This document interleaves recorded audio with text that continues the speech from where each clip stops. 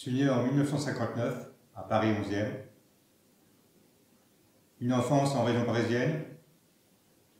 À 10 ans, je me retrouve en Seine-Saint-Denis, à Montfermeil.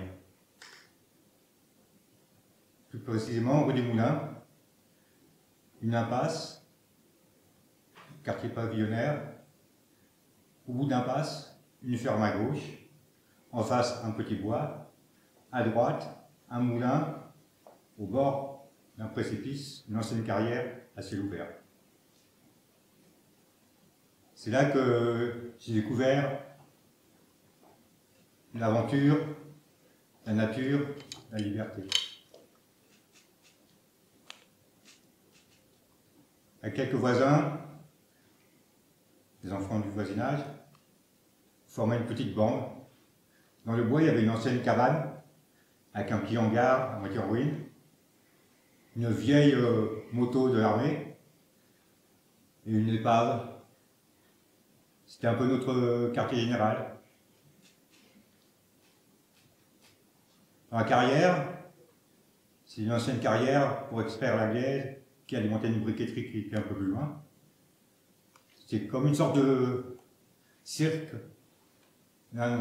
plusieurs cercles concentriques les uns dans les autres. Et c'était un lieu idéal pour faire de la luge en hiver, faire du cross en vélo, plus tard avec des mobylettes. Il y avait des mares, et dans les mares, on cherchait des tritons. On aurait dit comme des petits dinosaures. Les mâles, ils avaient une grosse crête. C'était tout noir, un peu taché de gris. Et le ventre, pour les mâles, était orange, avec des taches noires. Et les femelles étaient beaucoup plus petites, sans crête. Et elles avaient un ventre jaune, fluo, presque orange, avec des taches noires. Et en dessous, tout en bas de cet ensemble de cercles concentriques, il y avait un ancien monte de charge qui amenait à des galeries souterraines d'où ils extrayaient une ancienne carrière de gypse qui alimentait une usine pour la fabrication du plâtre. On descendait par l'ancien monte de charge qui était tout rouillé, avec des sortes de poutrelles métalliques. Ça faisait peut-être une vingtaine de mètres de profondeur. Et en bas, on arrivait dans une grande galerie. C'était la galerie principale avec des rails pour amener les wagonnets chargés de gypse au monte de charge. Et dans cette galerie, il y avait des bandes de gypse sec, petits danouettes. Et c'était que des petits cristaux jaunes, oranges, qui brillaient à la lumière. Et de chaque côté de cette grande galerie, il y avait une multitude de petites galeries qui, elles, étaient beaucoup plus basses, étayées en bois, alors que la galerie principale était étayée avec des grosses poutres de béton. Et bien que ça soit très dangereux, étant enfant, on n'avait aucun sens du danger. Et des fois, on passait dans ces galeries-là, qui étaient étayées avec du bois qui était devenu tout complètement pourri. Des fois, il y avait des blocs énormes en équilibre sur ces poutres à moitié pourries. Mais on cherchait aussi des pointes de gypse fer de lance. C'est un peu comme du mica. Et ça faisait vraiment une pointe de flèche. Et aux pointes de lance, il y avait des points gros comme ça. Dans la cabane, c'est là aussi où on a fumé nos premières cigarettes. C'était des bouts de clématite séchées. Bon, c'était vraiment pas terrible. Après, on était passé au P4. C'était des tout petits paquets de cigarettes, 4 cigarettes. C'était des déchets de gauloise ou de gitane. Et c'était vendu 20 centimes les 4. En plus, à côté, il y avait aussi une décharge plus ou moins légale. Et un vrai terrain de jeu aussi. Des fois, on récupérait des batteries, des bouts de cuivre, des bouteilles consignées. Et on revendait ça, ça nous faisait un peu d'argent pour acheter des P4, pour acheter de la gomme pour faire les lance-pierres, hein, ou acheter des canettes de coca ou autre. On aimait aussi aller dans les champs chercher des grosses sauterelles ou des phasmes. Une vraie découverte de liberté, de nature. À cette époque-là, je me suis mis aussi à faire du judo. Parce que mes parents m'avaient dit, faut que tu fasses un sport, c'est quand même bien de faire du sport. Et un jour, on fait un match de judo. Et suite à une prise un peu ratée, on se retrouve tous les deux au sol. Et je commence à être pris en étranglement.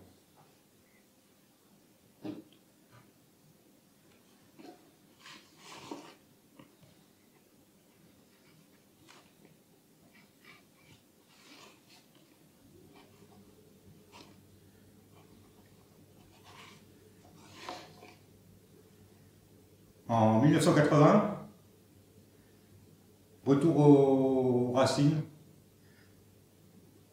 Je trouve un petit studio à Paris. Et je découvre en même temps une mouvance qu'on peut appeler underground. J'avais jamais vu de punk, de skinhead, de psychobilly. J'avais jamais vu d'œuvres dans la rue, de street art, de pochoir. Et j'étais happé par cette mouvance. Et je me suis mis à faire de la photo noir et blanc. Alors au début, j'ai pris des photos avec des punks, des psychos, des skinheads. Et j'étais toujours avec mon appareil photo. Et j'ai sillonné plein de quartiers de Paris. Là, c'était du street art. Et puis j'allais un peu partout. En plus, j'avais toujours des photos sur moi. Dès que je rencontrais quelqu'un qui était sympa, je disais que je veux voir des photos.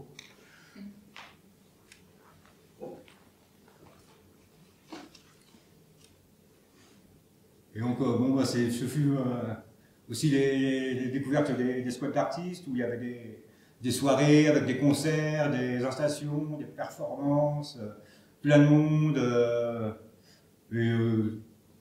qui venait un peu partout et tout le monde avec la banane, des super moments. C'était aussi à l'époque où je me suis mis à faire un peu d'escalade. On allait avec des copains à Fontainebleau. C'est un espace un peu sauvage avec plein de blocs de grès partout, une belle végétation, un peu sauvage avec des faisans, des sangliers, des chevreuils. Et puis de temps en temps, on descendait au pied d'un bloc et pof, on voyait un cep. Et on était souvent une dizaine à faire ça ensemble.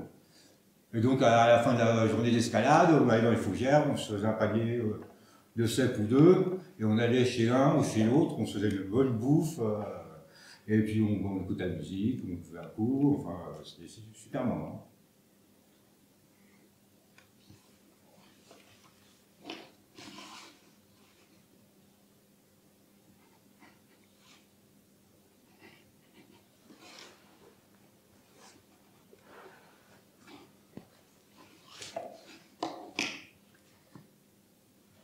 En 1995, direction le sud. Après un petit intermède à Nice, une sorte de sas de décompression, j'arrive en 2020, en 2000 à Hanotte.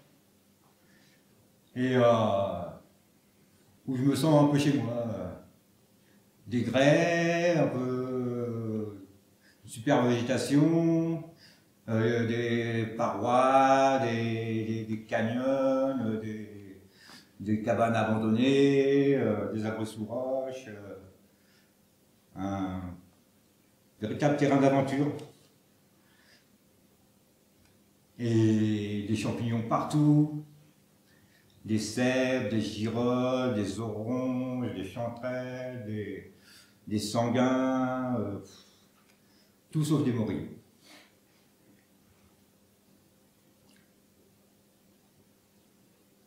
Un jour, lors de mes journées de cueillette,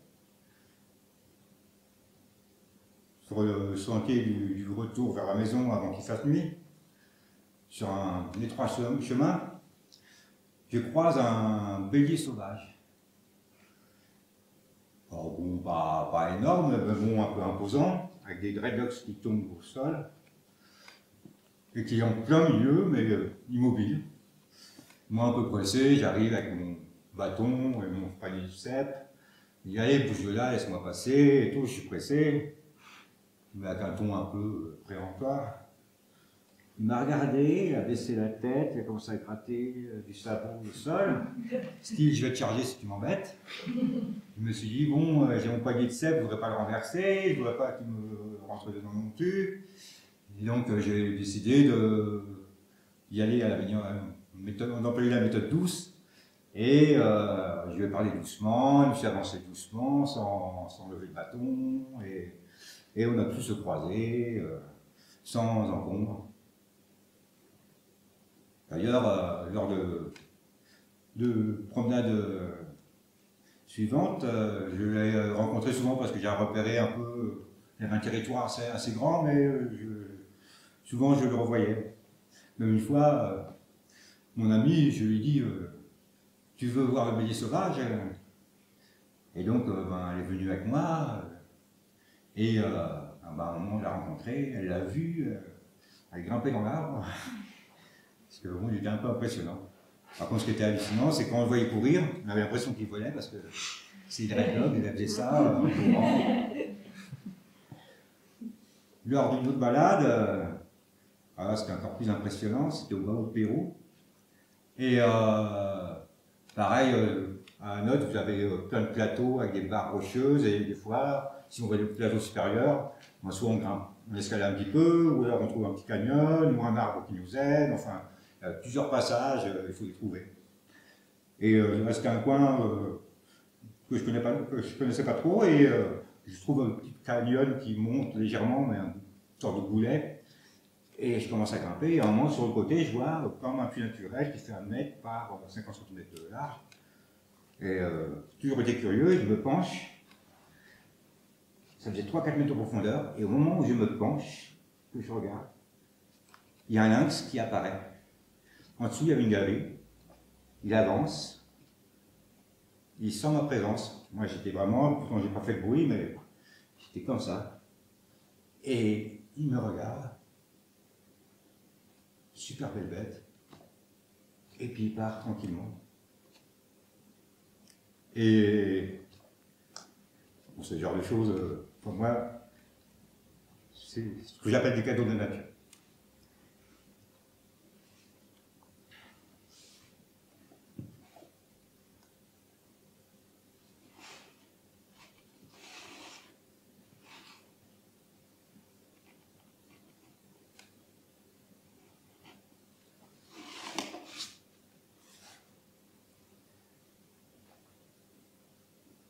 Je suis au judo,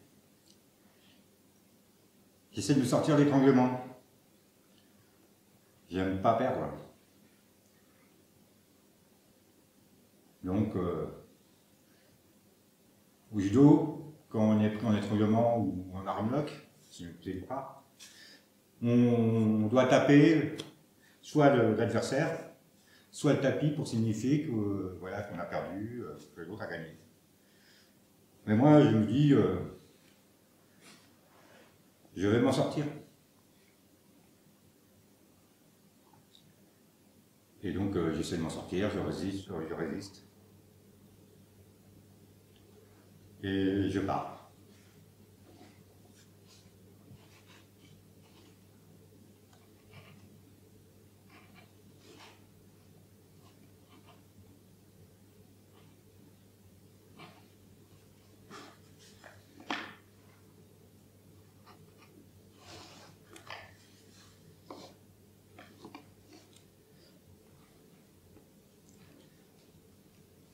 De la photo noir et blanc, on a du noir et du blanc, faire des multiples. J'ai découvert la gravure sur bois. On prend une plaque de bois, on creuse, tout ce qu'on creuse on crée le blanc, tout ce qui n'est pas creusé est imprimé. Et on peut imprimer des multiples.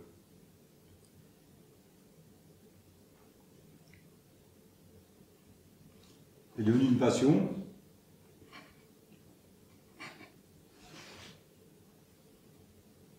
Mais comme beaucoup de passions, ça se partage. Et on a décidé de créer un événement qui réunirait plein de monde, venant de partout, de tous les âges, accessible à tous.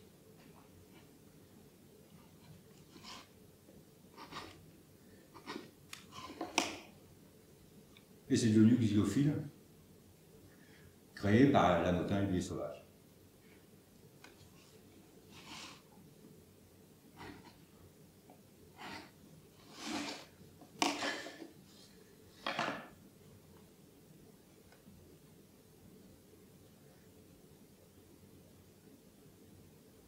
Je suis sur le tapis.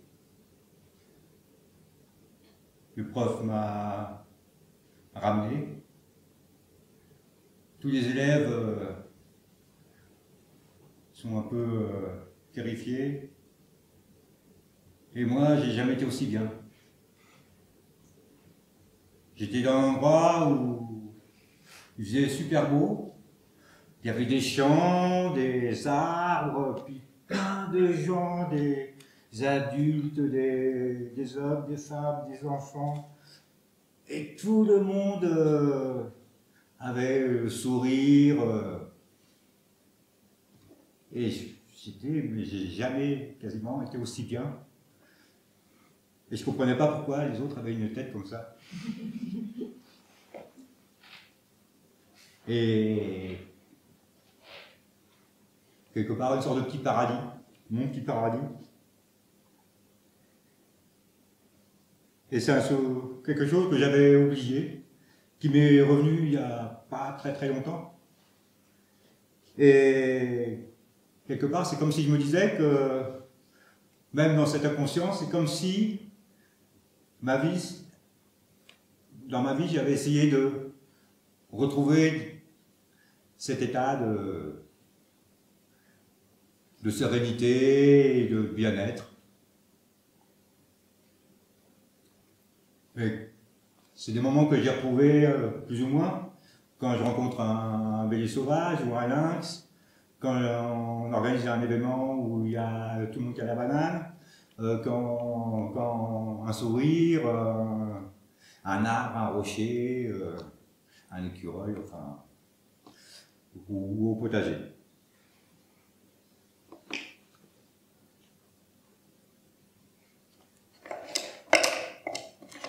Puis sinon, vous pouvez tous venir, mais sans que ça... Voilà. Donc là, c'est une artiste, la prochaine artiste s'appelle Iris Miranda. C'est une gravure sur bois. Ce sera du 13 mai au 16 mai. En espérant que voilà, ça se fasse. Et à bientôt. Et voilà, ça c'est des petites choses, c'est chouette. Ouais.